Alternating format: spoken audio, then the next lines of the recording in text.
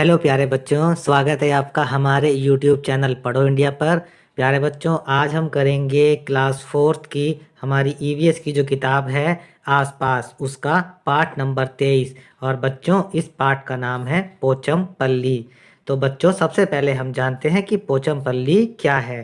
प्यारे बच्चों, पोचमपल्ली हमारे देश भारत के तेलंगाना राज्य का एक कस्बा यानी एक जगह का नाम है। और पोचमपल्ली के कपड़े बहुत मशहूर हैं, इसीलिए वहाँ के बुनाई को पोचमपल्ली बुनाई कहा जाता है। और आज हम इसी के बारे में बात करेंगे। तो शुरू करते हैं पार्ट नंबर 23 पोचमपल्ली। जिन बच्चों ने हमारे चैनल को अभी तक सब्सक्राइब नहीं किया है, प्लीज़ वो चैनल को सब्सक्राइब कर लें और बेल आइकन का बटन दबा दें, ताकि हमारे वीडियोस के नोटिफिकेशंस आप तक पहुंचते रहें और आप हमारे वीडियोस को देखते रहें। शुरू करते हैं पाठ को पढ़ना। मुक्तापुर गांव में रहने वाले वाणी और प्रसाद के घर में रंग बिरंगे धागों का ढेर लगा रहता है। बच्चों, एक गांव है मुक्तापुर, वहां पर दो बच्चे रहते हैं, वाणी और प्रसाद। उनके घर में रंग बिरंगे धागों का ढेर लगा रहता है। आइए जानते हैं उनके घर में धागों का ढेर क्यों लगा रहता है। उनके अम्मा अप्पा और परिवार के सभी लोग बुनाई का काम करते हैं। उनके अम्मा यानी मम्मी, अप्पा यानी पापा और परिवार के सभी लोग बुनाई का काम करते हैं। बुनाई का मतलब होता है कपड़ों को बुनना या बनाना। यह बुनाई बहुत ही सुंदर और अपने आप में अनोखी होती है। उनकी बुनाई जो है बहुत सुंदर होती है और बहुत स्पेशल भी होती है। उनका गांव तेलंगाना राज्य के पोचमपल्ली कस्बे के पास है। बच्चों, उनका जो घर है वो पोचमपल्ली कस्बे के पास है। और पोचमपल्ली कस्बा जो है वो तेलंगाना राज्य में है। तेलंगाना राज्य आंध्र प्रदेश राज्य से ही बनाया गया है। बच्चों, यहाँ एक शब्द आता है कस्बे। कस्बा जो है वह एक ऐसा स्थान होता है जिसमें गांव से ज़्यादा सुविधाएं होती हैं, परंतु शहर से सुविधाएं कम होती हैं। हम इसको ऐसा मान सकते हैं कि कस्बा शहर और गांव के बीच का स्थान है। यहाँ ज़्यादातर परिवार बुनकर हैं। और पोचमपल्ली कस्बे के पास जो उनका गांव है, उस गांव में ज़्यादातर परिवार बुनकर हैं। बुनकर उन लोगों को कहा जाता है जो धागों से कपड़े को बुनते हैं, इसलिए इस बुनाई को पोचमपल्ली के नाम से पहचाना जाता है। इन गांवों के लोग बहुत पुराने समय से यह काम कर रहे हैं। वाणी और प्रसाद के अम्मा अप्पा ने अपने परिवार के बड़ों से यह बुनाई सीखी। और इन्होंने अपने अम्मा अप्पा जो थे, उन्होंने अपने परिवार के बड़ों से यह बुनाई सीखी। अब वाणी और प्रसाद भी स्कूल से आकर अपने अम्मा अप्पा की मदद करते हैं। सुबह के टाइम वाणी और प्रसाद अपने स्कूल जाते हैं और स्कूल से आने के बाद वो अपने अम्मा और अप्पा की मदद करते हैं। बच्चों, यहाँ पर कुछ जानकारी दी गई है कि पोचमपल्ली कारीगरी की तरह बहुत सारे हुनर सीखने होते हैं जो पारंपरिक व्यवसाय में होते हैं। पारंपरिक व्यवसाय वो काम होते हैं जो हम अपने घर में अपने माता पिता और बड़े लोगों से सीखते हैं, फिर यही काम हम अपने बच्चों को भी सिखाते हैं। इसी तरह के अन्य पारंपरिक व्यवसाय हैं, जैसे कालीन यानी कारपेट बनाना, खिलौने बनाना, इत्र बनाना यानी सेंट बनाना, सेंट या परफ्यूम बनाना। तो ये वो काम हैं जो पारंपरिक हैं और लोग अपने घरों में अपने बड़ों से सीखते हैं। बच्चों, यहाँ पर देखिए चित्र दिए गए हैं। इस चित्र में पोचमपल्ली साड़ी बनाने का तरीका दिखाया गया है। तो चलिए हम देखते हैं क्या तरीका है पोचमपल्ली साड़ी बनाने का। देखिए, सबसे पहले क्या करते हैं, ये धागों को लेकर के आते हैं। ठीक है, फिर उन धागों को बंडल की तरह बनाया जाता है और उनको चरखे पर काता जाता है। ये है चरखा। उसके बाद देखिए, इस धागे के इन धागों के रंग बिरंगे बंडल तैयार किए जाते हैं और फिर उन्हें खांचों में लगा करके इस तरह खांचों में लगा लिया जाता है और फिर मशीन में इस तरह बुना जाता है। और जब मशीन में इनको बुन लेते हैं तो लास्ट में इस तरह की साड़ियाँ तैयार हो जाती हैं। तो यह है पोचमपल्ली साड़ी बनाने का तरीका। चलिए आगे बढ़ते हैं धागे से कपड़े तक। अप्पा पोचमपल्ली से धागे की लड़ियाँ लाते हैं। अम्मा लड़ियों को उबलते पानी में डालकर उनकी गंदगी और दाग धोती हैं। फिर सब मिलकर धागों को सुंदर रंगों में रंगते हैं और सुखाकर उनकी गट्ठी बनाते हैं। गट्ठी यानी बंडल बनाते हैं। धागे की गट्ठियाँ करघे पर लपेटी जाती हैं। फिर इनसे कपड़े बुने जाते हैं। रेशम का धागा हो तो रेशमी कपड़ों, साड़ियों या सूटों के लिए कपड़े बुने जाते हैं और सूती धागे से भी साड़ियाँ, कपड़ों के थान और चादरें बुनी जाती हैं। करघे में कई सुइयां होती हैं। डिज़ाइन के हिसाब से सुइयों का नंबर घटता बढ़ता है। हमें जैसी डिज़ाइन चाहिए होती है उसके हिसाब के नंबर से हम वो बुन लेते हैं। कारीगर चमकदार रंगों को बहुत ही सुंदर पोचम पल्ली साड़ियाँ बुनते हैं। कारीगर क्या करते हैं, उन धागों से सुंदर सुंदर पोचम पल्ली साड़ियाँ बुन लेते हैं। इन कारीगरों ने अपनी इस कला से इलाके का नाम दुनिया भर में मशहूर कर दिया है।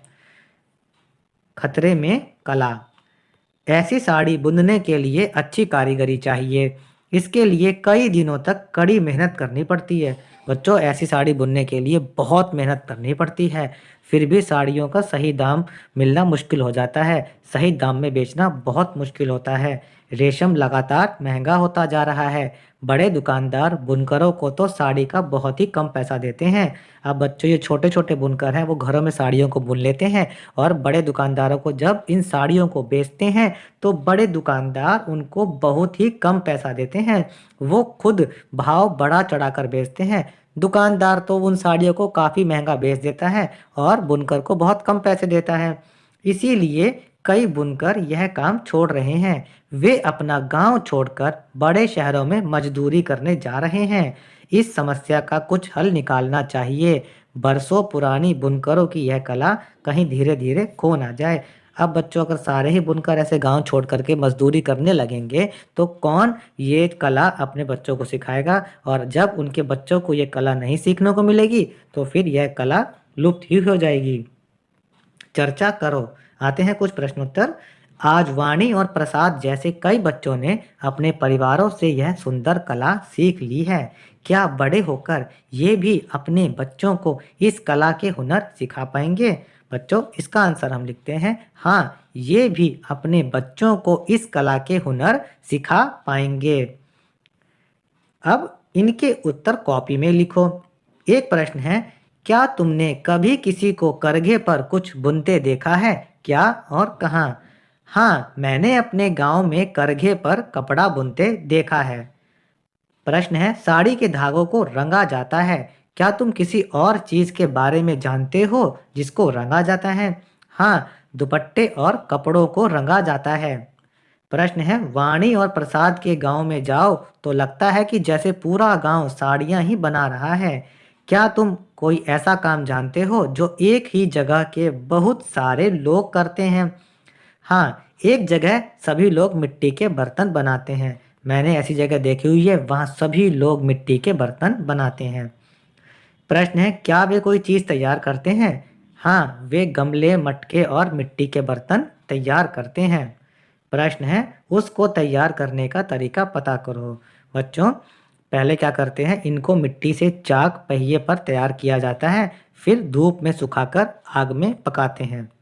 प्रश्न है, उस चीज़ को बनाने के लिए क्या आदमी और औरतें अलग अलग तरह के काम करते हैं? नहीं।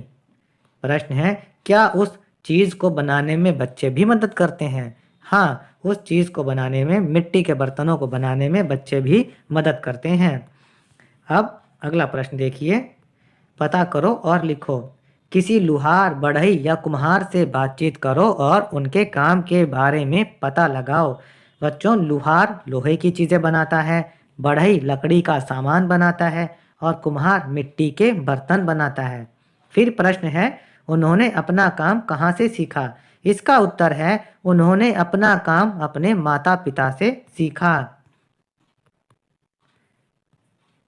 अगला प्रश्न देखिए, उनको काम में क्या क्या चीज़ें सीखनी पड़ती हैं? इसका उत्तर है, उनको विभिन्न चीज़ें बनाने के तरीके सीखने पड़ते हैं। उनको ये सीखना पड़ता है कि उन चीज़ों को कैसे बनाना है। प्रश्न है, क्या उन्होंने अपना काम अपने परिवार में किसी और को भी सिखाया है? इसका उत्तर है हाँ, उन्होंने यह काम अपने बच्चों को सिखाया है ताकि आगे चलकर बच्चे भी उस काम को करके पैसे कमा सकें। प्रश्न है, नीचे तालिका में कुछ कामों की सूची दी गई है। क्या तुम ऐसे लोगों को जानते हो जो ये काम जानते हैं? उन लोगों के नाम लिखने हैं और पता करना है कि उन्होंने ये काम किससे सीखे। तो बच्चों देखिए, ये है टेबल। यहाँ पर काम के नाम लिखे गए हैं। यहाँ पर उनके नाम लिखने हैं जो ये काम करते हैं और यहाँ पर आपको ये बताना है कि उन्होंने यह काम किससे सीखा। तो चलिए शुरू करते हैं। पहला है कपड़े की बुनाई करना। ये वाणी प्रसाद के अम्मा पापा करते हैं, उन्होंने अपने परिवार से सीखा। खाना पकाना, कविता खाना पकाने का काम करती है और यह काम उसने अपनी माता से सीखा है। साइकिल रिपेयर करना, यह काम पप्पू करता है और उसने यह काम अपने उस्ताद से सीखा है। हवाई जहाज़ उड़ाना, ये करण करता है, ये काम उसने ट्रेनिंग स्कूल में सीखा। सिलाई कढ़ाई करना, यह काम कल्पना करती है और यह उसने अपनी माता से सीखा है। गाना गाना, आरती गाना गाती है, उसने अपनी अध्यापिका से यह काम सीखा है। जूते बनाना, सोनू करता है ये काम और उसने अपने पिता से सीखा है। पतंग उड़ाना, राजीव पतंग उड़ाता है और अपने भाई से सीखा है। खेती करना, राम सिंह ये काम करते हैं और उन्होंने अपने पिता से यह काम सीखा है। बाल काटना, कबीर बाल काटते हैं और उन्होंने यह काम अपने भाई से सीखा है। इस प्रकार हमने यह तालिका पूरी कर ली है। बच्चों यहाँ पर कुछ और जानकारी दी गई है कि पोचमपल्ली की तरह ही भारत के कई इलाकों में कुछ खास चीज़ें बनाई जाती हैं। इन चीज़ों का नाम उस इलाके के नाम से ही मशहूर हो गया है। जैसे कुल्लू की शॉल, हिमाचल प्रदेश में एक जगह है कुल्लू, वहाँ की शॉल बहुत मशहूर है। मधुबनी पेंटिंग बिहार के मधुबन जिले में बनाई जाती हैं, इसीलिए उन्हें मधुबनी पेंटिंग कहा जाता है। असम की सिल्क बहुत मशहूर है और कश्मीर की कश्मीरी कढ़ाई बहुत मशहूर है। बच्चों यहाँ पर हमारा ये पाठ खत्म होता है। आसपास के और पाठों को पढ़ने के लिए आप हमारे चैनल पढ़ो इंडिया को सब्सक्राइब ज़रूर करें।